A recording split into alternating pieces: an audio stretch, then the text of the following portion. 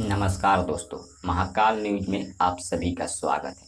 दोस्तों, आपको बता दें, खेसारी लाल यादव को नीचा दिखाने के लिए बहुत सारे लोग लग गए हैं, लेकिन खेसारी लाल यादव अभी भी अपने ऊंचाई पर है। जी हाँ, अभी भी अपने ऊंचाई पर है।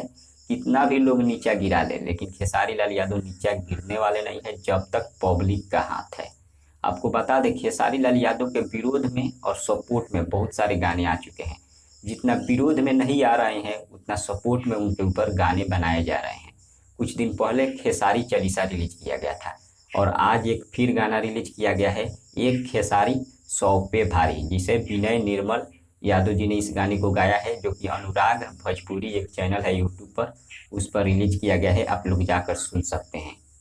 और खेसारी लाल यादव जी का जो गाना आने का सिलसिला है, अभी लगातार आ रहा है। बहुत सारे लोग सोच रहे थे कि अब खेसारी जी गाना थोड़ा कम कर देंगे, लेकिन उनका गाना अभी भी लगातार आ रहा है।